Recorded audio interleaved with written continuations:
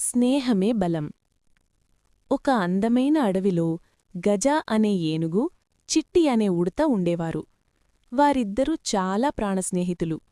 గజ తన వీపుపై చిట్టిని ఎక్కించుకొని అడవి అంతా తిప్పేవాడు.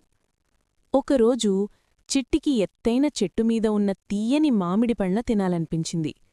కాని తను ఎంత ప్రయత్నించినా ఆ పండ్లున్న కొమ్మకు అందలేకపోయింది. అది చూసిన గజ, చిట్టీ, నువ్వు కంగార్పడకు, నేన్నీకు సాయం చేస్తాను అని చెప్పాడు. గజ తన పొడవైన తుండంతో ఆ మామిడి పండ్లను మెల్లగా కోశాడు. గజ కోసిన పండ్లను చిట్టి అందుకొని కిందకు దిగింది. ఇద్దరూ కలిసి ఆ తీయని మామిడి పండ్లను పంచుకొని ఎంతో సంతోషంగా తిన్నారు.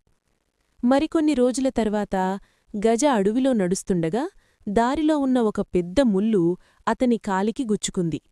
గజ నొప్పితో గట్టిగా అరిచాడు. గజ తన కాలును చూసుకున్నాడు, కాని ఆ ముల్లు చాలా చిన్నది కావడంతో అతనికి సరిగ్గా కనిపించలేదు. చిట్టి పరిగెత్తుకుంటూ గజ దగ్గరకు వచ్చింది.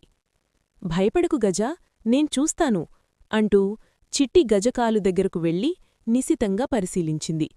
ఏనుగు కాలు పెద్దదిగా ఉండటంతో ఆ చిన్న ముల్లు అందులో కూరుకుపోయి ఉంది.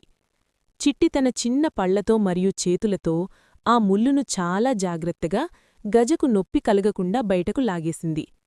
ముల్లు బయటకు రాగానే గజకు నొప్పి తగ్గింది.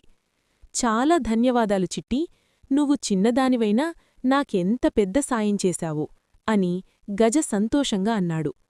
స్నేహితులు ఒకరికొకరు సాయం చేసుకోవడంలోనే నిజమైన ఆనందముంది అని చిట్టి చెప్పింది. ఆ రోజునుండి వారి స్నేహం మరింత బలపడింది. ఒకరికొకరు ఎప్పుడూ తోడుగా ఉంటామని మాట ఇచ్చుకున్నారు.